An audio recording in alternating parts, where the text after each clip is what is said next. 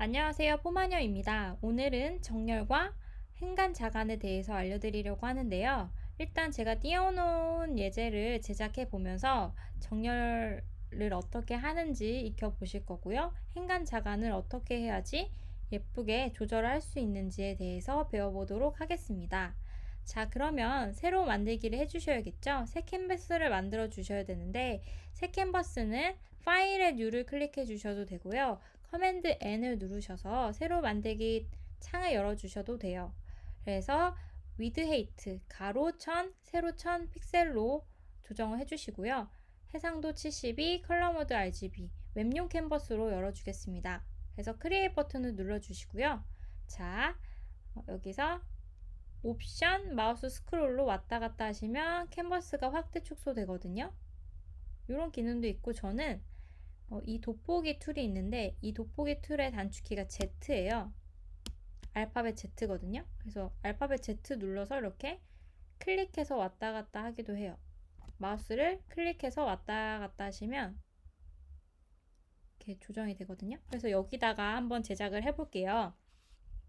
일단 글이 필요하겠죠. 그래서 글을 가져올 건데, 일단 인터넷 가셔서 한글 입숨이라고 쳐주세요. 한글 입숨 치시면 더미 텍스트를 쓸 수가 있어요. 문단은 한 개로 해주시고요. 문단 길이는 중간, 생성하기를 눌러주시고, 이 문장을 따다가 써볼게요. 커맨드 C를 눌러서 포토샵에 오신 다음에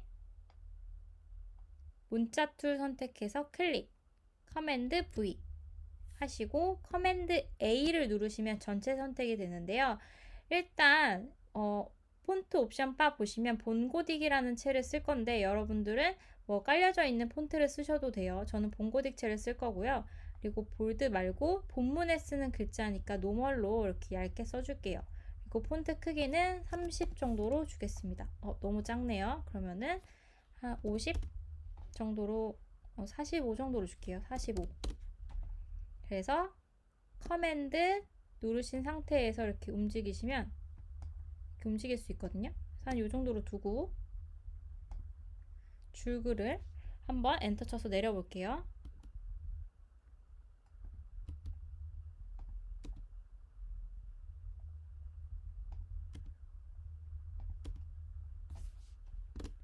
자, 이런 식으로 내려줬는데요. 자, 이 모양이 지그재그 지그재그인 느낌으로 끊어주시면 되고, 의미가 한 번에 읽힐 수 있도록 끊어주셔야 돼요. 이상을 뭐 밥까지 하신 다음에 끊으시면은, 밥, 을 사이를 이렇게 끊으시면은 읽기가 불편하기 때문에 항상 의미 단위로 끊어주시면 되고요. 여기는 이렇게 왔다 갔다 하는 모양 실루엣으로 이렇게 끊어주시면 됩니다. 지금 보시면 이 본문에 행간이 너무 붙어 있어요. 행간은 행과 행 사이의 간격이거든요. 행간이 지금 너무 붙어 있고요. 자간도 좀 타이트하게 붙어 있는 느낌이 드네요. 그래서 조정해 줄 건데요. 일단은 요 문자 레이어가 생성이 되었잖아요. 얘를 선택하셔서 프로퍼티스를 가시면 이 문자 레이어의 속성이 뜰 거예요. 거기서 이제 행간은 요 아이콘이고요. 자간은 요 아이콘인데, 일단은 행간부터 넓혀 볼게요. 행간은 어느 정도 수치를 줘야 되냐면 글자 크기보다는 커야 돼요. 45 픽셀보다 커야 되는데, 보시면 제가 한 10 정도로 키워볼게요. 55 픽셀 정도로 하면 이 정도로 되는데, 10에서 20 정도 키우시면 되긴 하는데, 저 같은 경우에는 글자 하나 반 정도가 들어갈 수 있게끔 한 요 정도 띄워주는 편이에요. 글자 뭐 반 정도? 반 정도가 들어갈 수 있게끔 띄워주는 편이고요. 글자 하나가 들어가도 괜찮게 들어가거든요. 그래서 글자의 3분의 2 정도가 들어갈 수 있게끔 해주시면은 좀 잘 익히게 되는 것 같아요. 그래서 그 느낌을 봐주시고요. 그다음에 글자 크기를 좀만 줄일게요. 43으로 줄일 거고, 행간도 67 정도로 줄일게요. 그래서 뭐 글자 하나가 들어가거나 하나 3분의 2 정도가 들어갈 수 있게끔 띄워주면은 잘 익히게끔 줄글이 디자인 되고요. 그 다음에 자간을 보셔야 되는데, 자간은 글자와 글자 사이의 간격이에요. 보시면 자간은 여기 아이콘인데 0이 기본값이에요. 근데 너무 천천히 이렇게 산야에 우리 위하여 이런 식으로 좀 자간이 넓으면 넓을수록 한 단어씩 읽히거든요. 근데 자간을 좀 타이트하게 잡아주시면 한 덩어리로 이렇게 글자를 읽을 수가 있어요. 그래서 저는 마이너스 25에서 마이너스 75 사이를 많이 쓰는데요. 그래서 마이너스 50, 마이너스 40 정도로 전 쓸게요. 이 정도를 써서 단어별로 익힐 수 있게끔 디자인을 해주셔야 돼요. 그래서 이렇게 본문을 완성했고요. 헤드라인을 쓸게요. 클릭하셔서 아까 청춘 예찬이었어요. 청춘 예찬에 관련된 얘기였고요. 커맨드 A를 누르셔서 일단 본고딕의 볼드, 폰트마다 볼드가 있고 없고가 있거든요. 여러분 본고딕을 다운받으시면 되는데 노토산스 폰트라고도 해요. 그래서 여기 보시면 본고딕 다운 치시면 이렇게 눈누라는 상업용 폰트 사이트에서 본고딕을 다운받으실 수가 있거든요. 그래서 저처럼 다운받아서 설치하시면 되고요. 청춘 예찬 이 부분은 헤드라인 제목이기 때문에 좀 크게 해줄게요. 55, 60 정도로 해서 크게 해주시고요. 좀 더 크게 할까요? 65 정도로 할 거고요. 마지막에 제가 이걸 써줬잖아요. 그래서 이 부분은 그냥 포인트로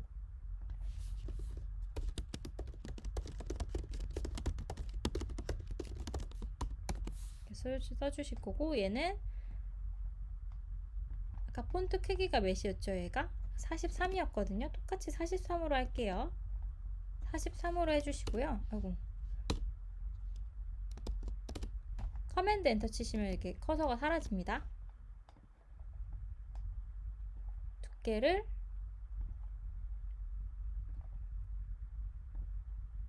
레귤러로 하면은 잘 안 튀니까 볼드로 해서 이렇게 포인트를 주고, 나중에 컬러로 이제 표현을 해줄 건데요. 사각형 툴 선택하셔서 드래그를 쫙 해주시고요.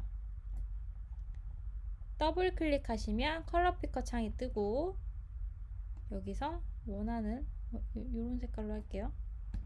이 색깔로 할게요. 이 사각형 색상을 바꾸실 때는 다양한 방법이 있는데, 이 썸네일을 더블 클릭하시면 컬러 피커 창이 뜨고요. 프로퍼티스 패널에 필을 클릭하셔도 색깔을 바꾸실 수가 있어요. 여기 컬러 피커 클릭하셔서, 그리고 옵션 바에서도 이렇게 컬러 피커 클릭하셔서 바꾸실 수 있습니다. 다음에 이게 글자를 지금 가렸거든요. 그래서 요 레이어보다 이 레이어가 밑에 있어야지 글자가 보이겠죠? 드래그해서 여기에다 팍 넣어주시면 됩니다. 해서 이렇게 제작을 해봤는데요. 이제 정렬을 제가 흐트러 놓을 거예요. 자, 이런 식으로 흐트러 넣어 볼게요. 이제 예쁘게 정렬을 해봐야 되는데, 가장 먼저 여러분들이 정렬 해줘야 되는 게 뭘까요? 네, 왼쪽 맞춤이에요. 왼쪽으로 이제 다 맞춤을 해줘야 되는데, 어떻게 해주시냐면, 글자를 다 제가 맞추고 싶은 레이어들을 다 선택해 주세요.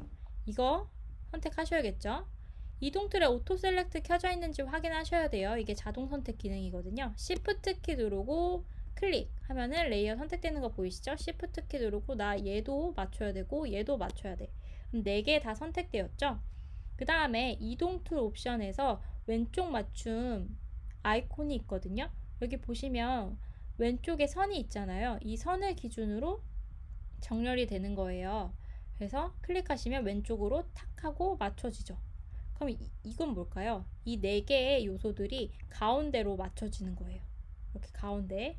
그리고 얘는 오른쪽으로 맞춰지는 거고요. 그럼 이건 뭘까요? 네, 위쪽으로 다 맞춰지는 거고, 얘는 이 요소들을 가운데로, 그리고 얘는 맨 밑으로. 이해가 되셨나요? 그래서 가장 먼저 이렇게 흐트러져 있는 건 왼쪽 맞춤을 딱 해주시고요. 그 다음에 좀 이렇게 드래그를 해서 배치를 해주세요. 그 다음에 요거 위로 올리셔야 되잖아요. Shift 키 눌러서 이렇게 쭉 올리시면은 평행하게 올라가거든요. 한 요 정도에 주시고 글자도 Shift 키 누르고 이런 식으로 해서 방향키로 1픽셀씩 움직여 주시면 되겠죠. 그리고 얘랑 얘는 좀 붙는 게 좋아요. Shift 키 눌러서 이런 식으로 같이 읽힐 수 있게끔